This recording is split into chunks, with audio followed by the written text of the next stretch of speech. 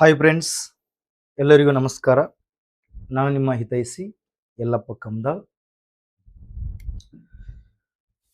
ಎಲ್ಲರಿಗೂ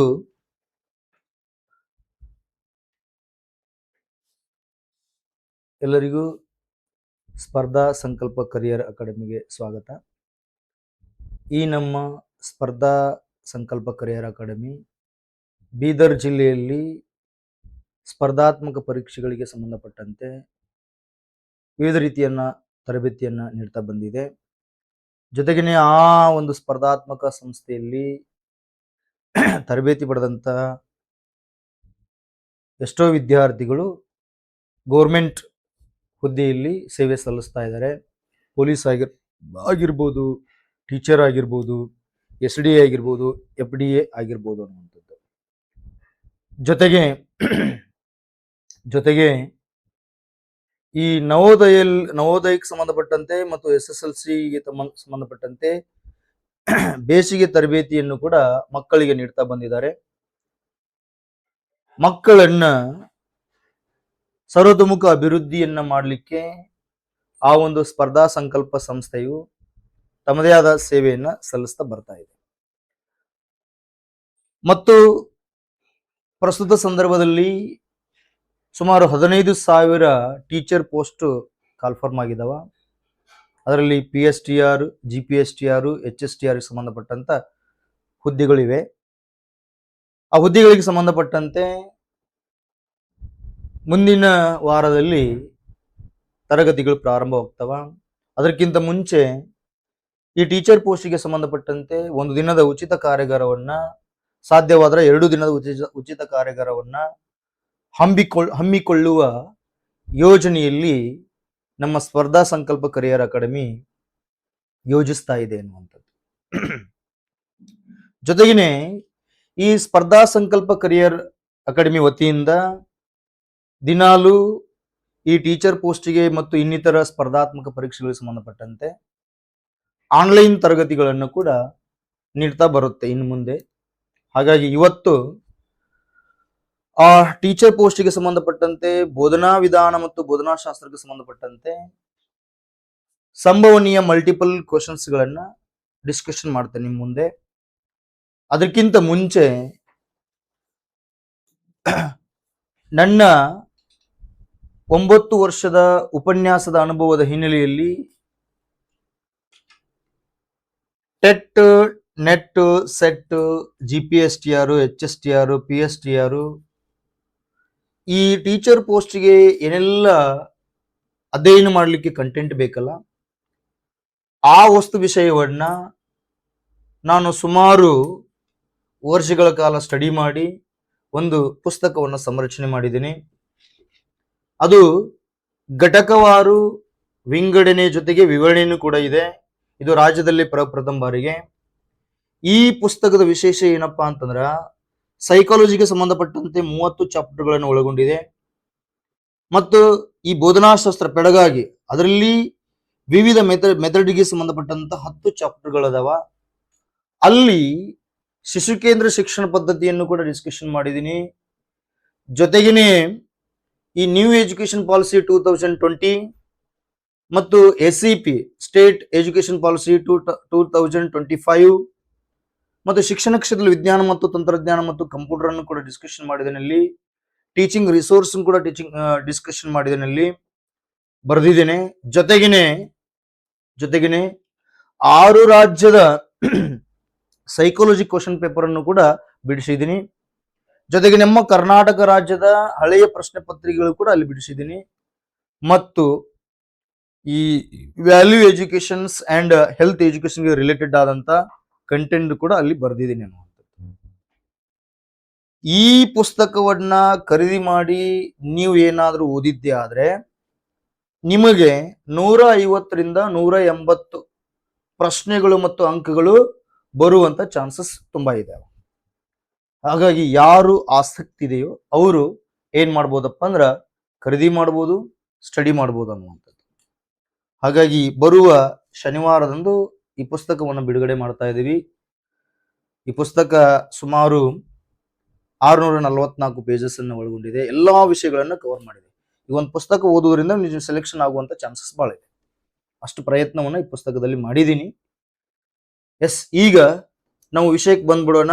ಈ ಮನೋವಿಜ್ಞಾನ ಮತ್ತು ಬೋಧನಾಶಾಸ್ತ್ರಕ್ಕೆ ಸಂಬಂಧಪಟ್ಟಂತೆ ಕೆಲವು ಪ್ರಶ್ನೆಗಳನ್ನ ಇಲ್ಲಿ ಡಿಸ್ಕಷನ್ ಮಾಡ್ತಾ ಬರ್ತೀನಿ. ಎಸ್, ಈಗ ಕ್ಲಾಸಿಗೆ ಹೋಗೋಣ ನೇರವಾಗಿ.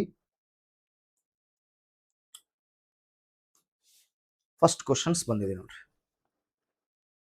ಸೈಕಾಲಜಿ ಎಲ್ಲರಿಗೂ, ಹೈಸ್ಕೂಲ್ ಟೀಚರಿಗೂ, ಪ್ರೈಮರಿ ಸ್ಕೂಲ್ ಟೀಚರು ಮತ್ತು ಈ ಪದವಿ ಕೇಂದ್ರಿತ ಟೀಚರಿಗೂ ಕೂಡ ಹೆಲ್ಪ್ ಆಗ್ತದೆ. ಸೈಕಾಲಜಿ ಕಡ್ಡಾಯವಾಗಿ ಓದಲೇಬೇಕು. ಸೈಕಾಲಜಿ ಆ ಸೈಕಾಲಜಿಗೆ ರಿಲೇಟೆಡ್ ಮತ್ತು ಪೆಡಗಾಗಿ ಬೋಧನಾಶಾಸ್ತ್ರಕ್ಕೆ ರಿಲೇಟೆಡ್ ಸಂಬಂಧಪಟ್ಟಂತ ಕ್ವಶನ್ಸ್ ಗಳನ್ನು ಡಿಸ್ಕಷನ್ ಮಾಡ್ತಾ ಬರ್ತೀನಿ. ಫಸ್ಟ್ ಕ್ವಶನ್ಸ್, ವಿಕಾಸವು ಎಂದರೆ ಅಂತ ಪ್ರಶ್ನೆಯನ್ನ ಕೇಳಿದ. ವಿಕಾಸವು ಎಂದರೆ what is the meaning of the development ಅಂತ ಅರ್ಥ. ಹಾಗಾದ್ರೆ ಇದು ಏನು, ಎದಕ್ಕೆ ಸಂಬಂಧಪಟ್ಟಿದೆ ನೋಡ್ರಿ. ಇದು ಮೋಸ್ಟ್ ಸ್ಟ್ಯಾಂಡರ್ಡ್ ಟಾಪಿಕ್ ಇದು, ಡೆವಲಪ್ಮೆಂಟ್ ಅಂತ. ಡೆವಲಪ್ಮೆಂಟ್ ಡೆಫಿನೆಟ್ಲಿ ಒಂದು ಕ್ವಶನ್ಸ್ ಬಂದೇ ಬರ್ತದೆ. ಹಾಗೆ ಇದಕ್ಕೆ ರಿಲೇಟೆಡ್ ಒಂದು ಕ್ವಶನ್ಸ್ ಬಂದಿದೆ. ಇದು ಕೇವಲ ದೈಹಿಕ ಬದಲಾವಣೆ, ಕೇವಲ ಅಂತಂದು ಯಾವ್ದು ಇರ್ತದಲ್ಲ ಅದನ್ನ ಡಿಲೀಟ್ ಮಾಡ್ಬೇಕು. ಫಸ್ಟ್ ದೈಹಿಕ ಬದಲಾವಣೆಗೆ ಸಂಬಂಧಪಟ್ಟಿದ್ದಲ್ಲ, ಫಸ್ಟ್ ರಾಂಗ್. ಇನ್ನು ಸಿ, ಕೇವಲ ಅನ್ನೋದು ಇದು ನೋಡಿ, ಕೇವಲ ಮಾನಸಿಕ ಬದಲಾವಣೆ ಅಲ್ಲ, ಇದು ಡಿಲೀಟ್. ಯಾವುದು ಅಲ್ಲ ಅಂತಂದ್ರಲ್ಲ, ಡಿಲೀಟ್. ಇದು ರಿಲೇಟೆಡ್ ಇರಲೇಬೇಕಲ್ಲ ಇಲ್ಲಿ. ಯಾವುದಪ್ಪ ಅಂತಂದ್ರೆ ಗುಣಾತ್ಮಕ ಮತ್ತು ಪರಿಮಾಣಾತ್ಮಕ ಬದಲಾವಣೆಯನ್ನ ಒಳಗೊಂಡಿದೆ ಅಂತ ಅರ್ಥ. ಗುಣಾತ್ಮಕ ಮತ್ತು ಪರಿಮಾಣಾತ್ಮಕ. ಗುಣಾತ್ಮಕ ಅಂತಂದ್ರೆ ಏನಪ್ಪಾ ಅಂತಂದ್ರೆ ಮಾನಸಿಕ ಬದಲಾವಣೆಗೆ ಸಂಬಂಧಪಟ್ಟಿದ್ದು, ಮಾನಸಿಕ ಬದಲಾವಣೆಗೆ ಸಂಬಂಧಪಟ್ಟಿದ್ದಿಲ್ಲಿ. ಅಂದ್ರ ಈ ಗುಣಾತ್ಮಕ ಅನ್ನೋದು ಅಮೂರ್ತವಾದದ್ದು. ಅಮೂರ್ತ ಕಣ್ಣಿಗೆ ಕಾಣಲಾರ್ದ ಕಂಟೆಂಟ್ ಐತಿ. ಹಾಗಾದ್ರೆ ಗುಣಾತ್ಮಕ ಅಂಶದಲ್ಲಿ ಏನೇನ್ ಬರ್ತದಪ್ಪ ಅಂದ್ರ ಚಿಂತನೆ ಬರ್ತದ, ಚಿಂತನೆ ಅನ್ನೋದು ಬರ್ತದ. ಕೋಪ ಅನ್ನೋದು ಬರ್ತದ, ಅರಿವು ಅನ್ನೋದು ಬರ್ತದ, ತಿಳಿವು ಅನ್ನೋದು ಬರ್ತದ, ಜ್ಞಾನ ಅನ್ನೋದು ಬರ್ತದ, ಯೋಚನೆ ಅನ್ನೋದು ಬರ್ತದ, ಸಮಸ್ಯೆಗೆ ಪರಿಹಾರ ಕಂಡುಕೊಳ್ಳುವ ಸಾಮರ್ಥ್ಯ ಅನ್ನೋದು ಬರ್ತದ ಗುಣಾತ್ಮಕದಲ್ಲಿ. ವಿಮರ್ಶಾತ್ಮಕ ಚಿಂತನೆ, ಕ್ರಿಯೇಟಿವಿಟಿ, ಥಿಂಕಿಂಗ್, ಸೃಜನಶೀಲ ಚಿಂತನೆ ಎಲ್ಲವೂ ಕೂಡ ವ್ಯಕ್ತಿಯ ಮಾನಸಿಕದಲ್ಲಿ ಏನು ಬದಲಾವಣೆಗಳು ನಡೀತಾವ ಎಲ್ಲವೂ ಗುಣಾತ್ಮಕ ಕನೆಕ್ಷನ್ ತಗೊಳ್ತದೆ. ಇನ್ನು ಪರಿಮಾಣಾತ್ಮಕ ಅಂತಂದಾಗ ಟಚ್ ಮಾಡ್ಲಿಕ್ಕೆ ಸಾಧ್ಯ. ಇದು ಪರಿಮಾಣಾತ್ಮಕ ಅನ್ನೋದು ಮೂರ್ತ ಸ್ವರೂಪದ್ದು. ಇದು ಮೂರ್ತ ಸ್ವರೂಪಕ್ಕೆ ಸಂಬಂಧಪಟ್ಟಿದ್ದು. ಕಣ್ಣಿಗೆ ಕಾಣ್ತೈತಿ, ಮೆಜರ್ಮೆಂಟ್ ಮಾಡಬಹುದು. ಅಂದ್ರೆ ಅವನ ಎತ್ತರ ಎಷ್ಟಿದೆ, ತೂಕ ಎಷ್ಟಿದೆ, ಎಷ್ಟು ದಪ್ಪ ಇದ್ದಾನೆ, ಕುಳ್ಳಿದಾನ, ಡುಮ್ಮಿದಾನ, ಇವನ್ನೆಲ್ಲವನ್ನ ನಾವು ಕಣ್ಣಿಗೆ ಕಾಣ್ತದೆ. ಇವೆಲ್ಲ ಕಣ್ಣಿಗೆ ಕಾಣ್ತಾವ. ಹಾಗಾಗಿ ಅದು ಎದರಲ್ಲಿ ಬರ್ತದ, ಪರಿಮಾಣಾತ್ಮಕದಲ್ಲಿ ಬರ್ತದೆ. ಹಾಗಾಗಿ ವಿಕಾಸದಲ್ಲಿ ಏನನ್ನು ಒಳಗೊಂಡು, ವಿಕಾಸ ಏನು ಬೆಳವಣಿಗೆಯನ್ನು ಕೂಡ ಒಳಗೊಂಡಿದೆ. ವಿಕಾಸದ ಒಳಗಡೆ ಬೆಳವಣಿಗೆಯನ್ನು ಒಳಗೊಂಡಿದೆ. ವಿಕಾಸದ ಒಳಗೆ ಕಲಿಕೆನೂ ಇದೆ, ವಿಕಾಸದ ಒಳಗೆ ಸಾಮಾಜಿಕ ವಿಕಾಸನೂ ಇದೆ, ದೈಹಿಕ ಬದಲಾವಣೆಯನ್ನು ಕೂಡ ಇದೆ, ನೈತಿಕ ವಿಕಾಸನೂ ಕೂಡ ಇದೆ, ಜ್ಞಾನಾತ್ಮಕ ವಿಕಾಸನೂ ಕೂಡ ಇದೆ. ಎಲ್ಲಾ ಪರಿಕಲ್ಪನೆಗಳು ವಿಕಾಸದಲ್ಲಿ ಐತಿ. ಅದ ವಿಕಾಸ ಎಲ್ಲವನ್ನೂ ಒಳಗೊಂಡಿತ್ತು. ಹಾಗಾಗಿ ಈ ಪ್ರಶ್ನೆಗೆ ಆನ್ಸರ್ ಯಾವ್ದಪ್ಪ ಅಂದ್ರ ಬಿ ಆಗ್ತೈತಿ. ಗುಣಾತ್ಮಕ ಮತ್ತು ಪರಿಮಾಣಾತ್ಮಕ ಬದಲಾವಣೆಯನ್ನು ಒಳಗೊಂಡಿತ್ತು. ಎಸ್, ನೆಕ್ಸ್ಟ್ ಕ್ವಶನ್ಸ್ ಹೋಗೋಣ. ಪ್ರಶ್ನೆ 2 ಇಲ್ಲಿ ಏನ್ ಬಂದಿದೆ ಕ್ವಶನ್ಸ್, ಮನೋವಿಜ್ಞಾನವನ್ನ ವರ್ತನೆಯ ವಿಜ್ಞಾನ ಎಂದು ಕರೆದವರು ಯಾರಂತ ಪ್ರಶ್ನೆಯನ್ನು ಕೇಳಿದ್ದಾರೆ. ಎಸ್, ವರ್ತನೆಯ ವಿಜ್ಞಾನ ಅಂತಂದಾಗ ಈ ಮಾಡರ್ನ್ ಇರಾದಲ್ಲಿ ಎಕ್ಸೆಪ್ಟ್ ಆದಂತ ಸ್ವೀಕಾರವಾದಂತ ಒಂದು ವ್ಯಾಖ್ಯಾನ ಯಾವುದಪ್ಪ ಅಂದ್ರ ವರ್ತನೆ ವಿಜ್ಞಾನ. ಹಾಗಾದ್ರೆ ಇಂದಿನ ಮನೋವಿಜ್ಞಾನಿಗಳನ್ನ ಏನಂತ ಕರೀತಾರಪ್ಪ ಅಂತಂದ್ರೆ ವರ್ತನವಾದಿಗಳು ಅಂತ ಕರೀತಾರೆ. ಹಾಗಾಗಿ ಇಂದಿನ ಮನೋವಿಜ್ಞಾನವನ್ನ, ಆಧುನಿಕ ಮನೋವಿಜ್ಞಾನವನ್ನ ಸೈನ್ಸ್ ಆಫ್ ಬಿಹೇವಿಯರ್ ಅಂತ ಕರೀತಾರೆ. ಇಂದಿನ ಮನೋವಿಜ್ಞಾನ ಇನ್ನೊಂದು ಹೆಸರಿಂದ ಏನ್ ಕರೀತಾರ, ಸೈನ್ಸ್ ಆಫ್ ಬಿಹೇವಿಯರ್. ಹಾಗಾಗಿ ಇಲ್ಲಿ ನೋಡೋಣ ಯಾವ್ದು ಆನ್ಸರ್ ಆಗ್ತದ ಅನ್ನುವಂಥದ್ದು. ಹಾಗಾಗಿ ಇವ್ಯಾನ್ ಪ್ಯಾವ್ಲೋವ್ರದ್ದು ಆಗುತ್ತಾ? ಅಲ್ಲ. ಇವರು ಕಲಿಕೆಗೆ ರಿಲೇಟೆಡ್ ಕಾಂಟ್ರಿಬ್ಯೂಷನ್ ಕೊಡ್ತಾರೆ. ಕಲಿಕೆ, ಅನುಬಂಧನ ಕಲಿಕೆಗೆ ಸಂಬಂಧಪಟ್ಟಂತ ಕನೆಕ್ಷನ್ ತಗೋತದೆ. ಕಲಿಕೆಗೆ ರಿಲೇಟೆಡ್ ಅದಾರ, ಇವ್ರು ಬರಲ್ಲ. ಇನ್ನ ಅರಿಸ್ಟಾಟಲ್ ಬರ್ತಾರ? ಎಸ್, ಬರಲ್ಲ. ಇವರು ಶಿಕ್ಷಣ ತಜ್ಞರು ಹೇಳ್ತಾರೆ. ಎಷ್ಟು ಶಿಕ್ಷಣಕ್ಕೆ ಸಂಬಂಧಪಟ್ಟ ಒಂದು ಸೆಂಟೆನ್ಸ್ ಹೇಳ್ತಾರೆ. Education is creations of the sound mind in a sound body ಅಂತ ಹೇಳ್ತಾರೆ. ಆರೋಗ್ಯಕರ ದೇಹದಲ್ಲಿ ಆರೋಗ್ಯಕರ ಮನಸ್ಸನ್ನು ನಿರ್ಮಿಸುವುದೇ ಶಿಕ್ಷಣ. ಸದೃಢವಾದ ದೇಹದಲ್ಲಿ ಸದೃಢವಾದ ಮನಸ್ಸನ್ನು ನಿರ್ಮಿಸುವುದೇ ಶಿಕ್ಷಣ. ಈ ಸೆಂಟೆನ್ಸ್ ಕೊಟ್ಟವ್ರು ಯಾರಪ್ಪ ಅಂದ್ರೆ ಅರಿಸ್ಟಾಟಲ್ ಅವ್ರು ಕೊಡ್ತಾರೆ. ಮತ್ತು ರಾಜ್ಯಶಾಸ್ತ್ರದ ಪೀತಾಮಹರು ಕೂಡ ಇವರು. ಜೀವಶಾಸ್ತ್ರದ ಪೀತಾಮಹನು ಕೂಡ ಯಾರು? ಅರಿಸ್ಟಾಟಲ್. ಅಷ್ಟೊಂದು ನಾಲೆಜ್, ನಡೆದಾಡುವ ವಿಶ್ವಕೋಶ, ನಡೆದಾಡುವ ವಿಶ್ವವಿದ್ಯಾಲಯ ಅಂತ ಕರೀತಾರೆ. ಅಷ್ಟು ನಾಲೆಜ್ ಪರ್ಸನ್ ಅರಿಸ್ಟಾಟಲ್ ಅನ್ನುವಂಥದ್ದು ಯಾರ ಗುರು ಆಗಿದ್ನಪ್ಪ ಅಂತಂದ್ರ ಈ ಅಲೆಕ್ಸಾಂಡರ್ನ ಗುರು ಆಗಿದ್ದ ಅರಿಸ್ಟಾಟಲ್. ಅಲೆಕ್ಸಾಂಡರ್ನ ಗುರು ಯಾರಪ್ಪ ಅಂತಂದ್ರ ಅಲೆಕ್ಸಾಂಡರ್ ಗುರು ಯಾರು? ಅರಿಸ್ಟಾಟಲ್. ಅರಿಸ್ಟಾಟ್ನ ಗುರು ಯಾರಪ್ಪ ಅಂದ್ರೆ ಪ್ಲೇಟೋನ ಗುರು ಯಾರಪ್ಪ ಅಂದ್ರೆ ಸಾಕ್ರೆಟಿಸ್.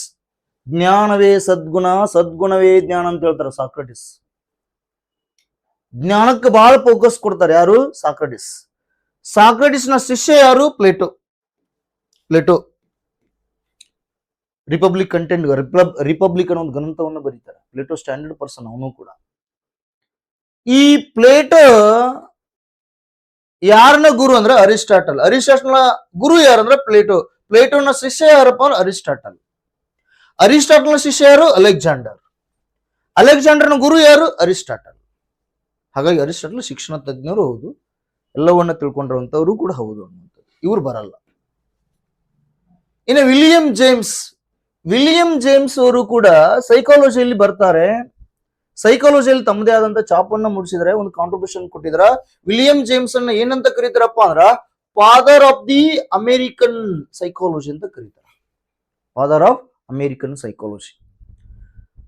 ಅಮೆರಿಕ ದೇಶದ ಮನೋವಿಜ್ಞಾನದ ಪಿತಾಮಹ ಯಾರಪ್ಪ ಅಂತಂತಂದ್ರೆ ವಿಲಿಯಂ ಜೇಮ್ಸ್. ಇವ್ರು ಏನ್ ಮಾಡ್ತಾರಪ್ಪ ಅಂತಂದ್ರ ಸ್ಕೂಲ್ ಆಫ್ ದಿ ಸೈಕಾಲಜಿ ಅಂತ ಬರ್ತದ. ಆ ಸ್ಕೂಲ್ ಆಫ್ ದಿ ಸೈಕಾಲಜಿಯಲ್ಲಿ ಫಂಕ್ಷನಲಿಸಂ ಅಂತ ಇಂಟ್ರೊಡ್ಯೂಸ್ ಮಾಡ್ತಾರೆ. ಫಂಕ್ಷನಲಿಸಂ ಅಂದ್ರೆ ಕಾರ್ಯಪಂಥವನ್ನ ಇಂಟ್ರೊಡ್ಯೂಸ್ ಮಾಡಿದವ್ರು ಯಾರಪ್ಪ ಅಂದ್ರ ಕಾರ್ಯಪಂಥ ಅನ್ನೋದು ಕಂಟೆಂಟ್ ಅನ್ನ ವಿಲಿಯಂ ಜೇಮ್ಸ್. ಹಾಗಾಗಿ ಇವ್ರು ಬರಲ್ಲ. ಹಾಗಾಗಿ ಇಲ್ಲಿ ಮೇನ್ ಇಂಪಾರ್ಟೆಂಟ್ ಯಾವ್ದನ್ನ ಆನ್ಸರ್ ವರ್ತನಾ ವಿಜ್ಞಾನ ಅಂತ ಕರೆದವ್ರ ಜಾನ್ ಬಿ ವ್ಯಾಟ್ಸನ್. ಇವ್ರನ್ನ ಏನಂತ ಕರೀತಾರಪ್ಪ? ಫಾದರ್ ಆಫ್ ದಿ ಬಿಹೇವಿಯರಿಸಂ ಅಂತ ಕರೀತಾರ. ವ್ಯಾಟ್ಸನ್ ಅನ್ನ ಏನಂತ ಕರೀತಾರಪ್ಪ? ಫಾದರ್ ಆಫ್ ದಿ ಬಿಹೇವಿಯರಿಸಂ ಅಂದ್ರೆ ವರ್ತನವಾದದ ಪಿತಾಮಹ ಅಂತ ಕರೀತಾರ. ಮನೋವಿಜ್ಞಾನ ಅಂದ್ರೆ ವರ್ತನೆ ಕುರಿತು ವೈಜ್ಞಾನಿಕ ಅಧ್ಯಯನವನ್ನ ಮನೋವಿಜ್ಞಾನ ಅಂತಂದು ವ್ಯಾಖ್ಯಾನ ಕೊಟ್ಟವ್ರು ಯಾರಪ್ಪ ಅಂತಂದ್ರ ವ್ಯಾಟ್ಸನ್.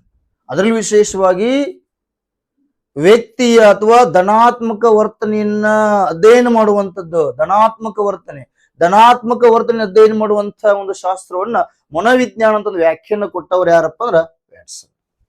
ಹಾಗಾಗಿ ಎ ಆನ್ಸರ್ ಆಗ್ತದೆ. ಎಸ್, ಮೋಸ್ಟ್ ಇಂಪಾರ್ಟೆಂಟ್ ಅದು ಕೂಡ.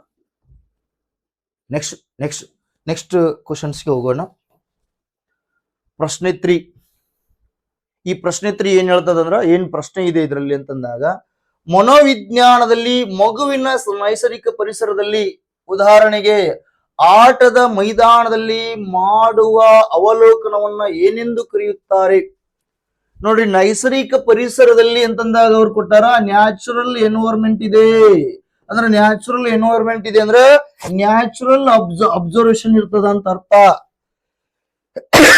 ಉದಾಹರಣೆಗೆ ಆಟದ ಮೈದಾನದಲ್ಲಿ ಮಾಡುವ ಅವಲೋಕನ ಏನಂತ ಕರೀತಾರೆ ಅಂತಂದಾಗ ಇಲ್ಲಿ ನಿಯಂತ್ರಿತ ಅವಲೋಕನ ಬರಲ್ಲ. There is no control observations. Control ಬರಲ್ಲ. ತರಗತಿ ಒಳಗಡೆ ಇದ್ದಾಗ ಕಂಟ್ರೋಲ್ ಅಬ್ಸರ್ವೇಷನ್ ಬರ್ತದ. ಈ ತರಗತಿ ಹೊರಗಡೆ ಇದನ್ನ ಮೈದಾನದಲ್ಲಿ ಆಟ ಆಡ್ತಾ ಇದ್ದ ಮಗು. ಹಾಗಾಗಿ ಮೈದಾನದಲ್ಲಿ ಆಟ ಆಡ್ತಾ ಇರುವಂತ ಮಗುವನ್ನು ಏನಂತ ಕರೀತಾರಪ್ಪ ಅಂತಾರ, ಅದನ್ನ ಅಬ್ಸರ್ವೇಷನ್ ಏನಂತ ಕರೀತಾರೆ ಅಂದ್ರೆ ಸ್ವಾಭಾವಿಕ ಅವಲೋಕನ ಅಂತ, ನ್ಯಾಚುರಲಿಸ್ಟಿಕ್ ಅಬ್ಸರ್ವೇಷನ್ ಅಂತ ಇದು ಆನ್ಸರ್ ಕರೆಕ್ಟ್. ಇದು ಸಹಭಾಗಿತ್ವ ಬರಲ್ಲ. ಸಹಭಾಗಿತ್ವ ಬರ್ಬೇಕಿತ್ತಪ್ಪ ಅಂದ್ರ ಮಗು ಆಟ ಆಡ್ತಾ ಇದೆ, ಈ ಮಗು ಆಟ ಆಡುವಂತ ಸಂದರ್ಭದಲ್ಲಿ ಅಲ್ಲಿ ಶಿಕ್ಷಕರು ಕೂಡ ಭಾಗವಹಿಸ್ತಾ ಇದ್ದಾರೆ. ಮಗುವಿನ ಜೊತೆ ಶಿಕ್ಷಕರು ಕೂಡ ಭಾಗವಹಿಸಿ ಆಟ ಆಡಕತ್ತಾರಪ್ಪ ಅಂತಂದ್ರೆ, ಅವರು ಖೋಖೋ ಆಟ ಆಡ್ತಾ ಇದಾರೆ, ಅವರು ಕಬಡ್ಡಿ ಆಡ್ತಾ ಇದಾರೆ, ವಾಲಿಬಾಲ್ ವಿದ್ಯಾರ್ಥಿಗಳ ಜೊತೆ ಆಡಕತ್ತಾರ ಅಂದ್ರ ಆ ಆಟ ಆಡ್ತಾನೆ ಶಿಕ್ಷಕರು ಅವ್ರ ಮಧ್ಯದಲ್ಲಿ ಇದ್ದುಕೊಂಡು ವೀಕ್ಷಣೆ ಮಾಡ್ತಾರಲ್ಲ, ಅದನ್ನ ಸಹಭಾಗಿತ್ವ ಅಂತ ಕರೀತಾರೆ. ಇದು ಬರಲ್ಲ, ಈ ಕ್ವಶನ್ಸ್ ತಕ್ಕಂತ ಇದು ಅಲ್ಲ. ಅಂತರಾವಲೋಕನ ಅಂದ್ರೆ ಒಬ್ಬ ವ್ಯಕ್ತಿ ತನ್ನನ್ನು ತಾನು ವೀಕ್ಷಣೆ ಮಾಡ್ಲಿಕ್ಕೆ, ತನ್ನ ಸರಿ ತಪ್ಪುಗಳನ್ನು ವಿಮರ್ಶೆ ಮಾಡ್ಕೊಳ್ಳಿಕ್ಕೆ ಬಳಕೆಯಾಗುವಂತ ಒಬ್ಬ ವ್ಯಕ್ತಿಯನ್ನ, ಅದೇ ಒಬ್ಬ ವ್ಯಕ್ತಿ ಇರುವಂತದ್ದು. ವೀಕ್ಷಣೆಯಲ್ಲಿ ಒಬ್ಬ ವ್ಯಕ್ತಿ ಇರುವುದು ಯಾವುದು? ಅಂತರಾವಲೋಕನ. ಇದು ಬರಲ್ಲ ಆನ್ಸರ್. ಹಾಗೆ ಬರುವುದು ಯಾವುದು? ಸ್ವಾಭಾವಿಕ. ಬಿ ಆನ್ಸರ್ ಆಗ್ತೈತಿ. ಈಗ ನೆಕ್ಸ್ಟ್ ಕ್ವಶನ್ಸ್ ಬರೋಣ. 4ನೇ ಕ್ವಶನ್ಸ್. ಒಬ್ಬ ವ್ಯಕ್ತಿಯು ತನಗೆ ಕೋಪ ಬಂದಾಗ ತನ್ನ ಮನಸ್ಸಿನಲ್ಲಿ ಉಂಟಾಗುವ ಬದಲಾವಣೆಗಳನ್ನ ತಾನೇ ವಿಶ್ಲೇಷಿಸುವುದು ಯಾವ ವಿಧಾನಕ್ಕೆ? ತಾನೇ ಒಬ್ಬ ವ್ಯಕ್ತಿಯು ತನಗೆ ತನಗೆ ಒಬ್ಬ ತಾನೇ ಇಂತ ವರ್ಡ್ಸ್ ಬಂದವ ಅಂದ್ರೆ ಕಣ್ಣು ಮುಚ್ಚಿ ಎಲ್ಲಿಗೆ ಬರೋಕಂದ್ರ ಟಿಕ್ ಹಾಕ್ಬೇಕು. ಅಂತರಾವಲೋಕನ ವಿಧಾನ ಅಂತ. ಪ್ರಾಯೋಗಿಕ ವಿಧಾನ ಬರಲ್ಲ ಇಲ್ಲಿ. ಲರ್ನಿಂಗ್ ಬಾಯ್ ಡೂಯಿಂಗ್ ಅನ್ನೋದು ಬರ್ತದಲ್ಲಿ. ಮಾಡಿ ಕಲಿ ತತ್ವಕ್ಕೆ ಕನೆಕ್ಷನ್ ತಗೊಳ್ಳೋದು ಯಾವ್ದಪ್ಪ ಅಂತಂದ್ರೆ ಪ್ರಾಯೋಗಿಕ ವಿಧಾನ. ಅದು ಸೈಂಟಿಫಿಕ್ ಕಂಟೆಂಟ್. ವಿಲ್ ಮೌಂಟ್ ಅವರು ಇಂಟ್ರೊಡ್ಯೂಸ್ ಮಾಡ್ತಾರೆ ಪ್ರಾಯೋಗಿಕ ವಿಧಾನ. ನೆನಪಿರಲಿ, ಸೈಂಟಿಫಿಕ್ ಆಗಿರ್ತದ ಅದು. ಹಾಗಾಗಿ ಯಾವುದು ಸತ್ಯಾಸತ್ಯತೆಯನ್ನು ತಿಳಿತದ, ಇನೋವೇಷನ್ ಮಾಡ್ತದ, ಡಿಸ್ಕವರಿ ಮಾಡ್ತದ, ಮಗುವಿನಲ್ಲಿ ವೈಜ್ಞಾನಿಕ ಮನೋಭಾವನೆ ಬೆಳೆಸ್ತದ, ಸಿಸ್ಟಮೆಟಿಕ್ಲಿ ಸ್ಟಡಿ ಇರ್ತದಲ್ಲಿ ಪ್ರಾಯೋಗಿಕ ವಿಧಾನದಲ್ಲಿ. ಇನ್ನು ಅವಲೋಕನ ಬರೀ ಅಬ್ಸರ್ವೇಷನ್ಸ್, ಯೋಜನಾ ಕೇಂದ್ರಿತ, ನಿರ್ದಿಷ್ಟ ಸ್ಥಳ, ನಿರ್ದಿಷ್ಟ ಗುರಿ ಉದ್ದೇಶ ಮತ್ತು ಯೋಜನಾ ಕೇಂದ್ರಿತ ನೋಟವನ್ನ ಏನಂತ ಕರೀತಾರ? ಅವಲೋಕನ ಅಂತ ಕರೀತಾರೆ. ಇದು ಬರಲ್ಲ. ಇಲ್ಲಿ ಅವಲೋಕನ ಇದೆ ಅಂದ್ರೆ ಇಲ್ಲಿ ಇಬ್ಬರು ವ್ಯಕ್ತಿಗಳು, ಕನಿಷ್ಠವಾಗಿ ಇಬ್ಬರು ವ್ಯಕ್ತಿಗಳು ಬೇಕೇ ಬೇಕಿಲ್ಲಿ ಅವಲೋಕನದಲ್ಲಿ. ಒಬ್ಬರು ವೀಕ್ಷಣೆ ಮಾಡೋರು ಬೇಕು, ವೀಕ್ಷಣೆಗೆ ಒಳಗಾಗೋರು ಬೇಕು, ಇಬ್ಬರು ಬೇಕಿಲ್ಲಿ. ಒಬ್ಬ ಒಬ್ಬ ಒಬ್ಬ ಒಬ್ಬ ಅನ್ನೋದು ಇಲ್ಲಲ್ಲ, ಇಲ್ಲಿ ಇಬ್ರು ಇದಾರಪ್ಪ ಅಂದ್ರೆ ಇದು ರಾಂಗ್.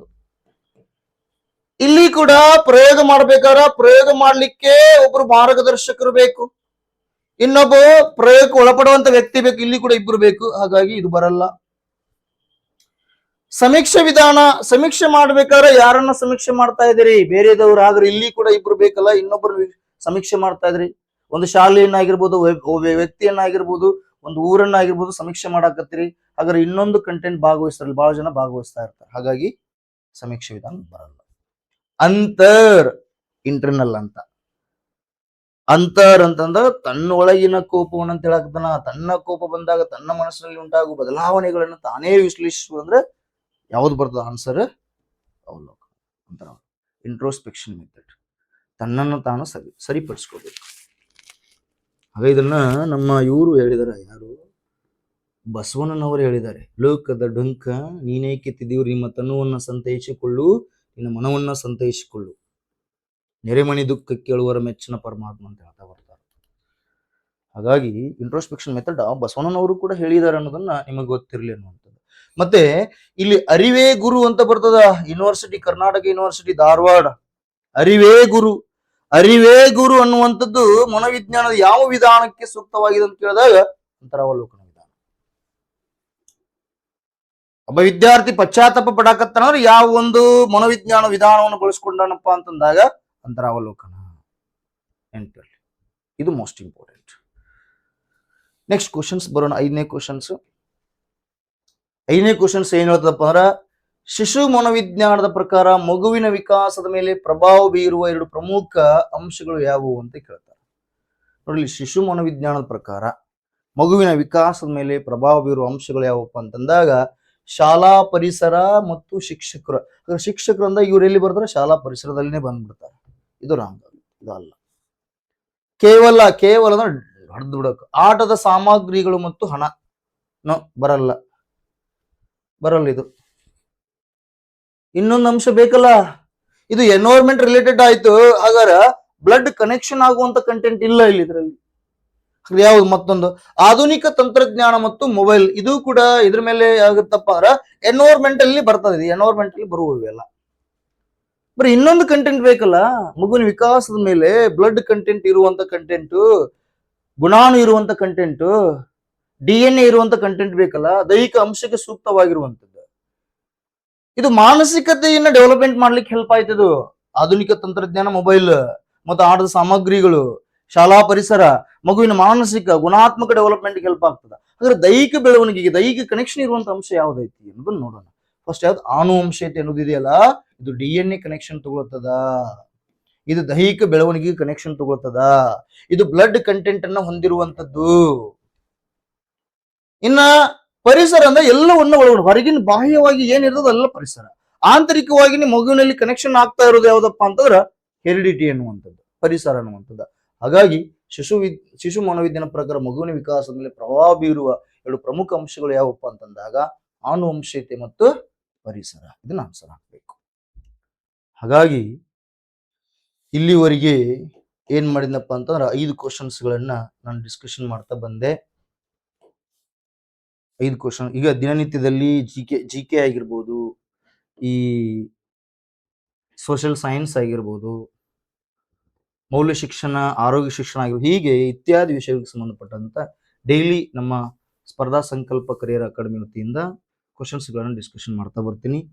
ಇವತ್ತಿನ ಒಂದು ತರಗತಿ ನಿಮಗೆ ಅರ್ಥವಾಗಿದೆ ಎಂದು ಭಾವಿಸುತ್ತಾ ಕ್ಲಾಸ್ ಮುಗಿಸ್ತಾ ಇದ್ದೇನೆ. ಮುಂದಿನ ಅವಧಿಯಲ್ಲಿ ಭೇಟಿಯಾಗೋಣ. ಧನ್ಯವಾದಗಳು.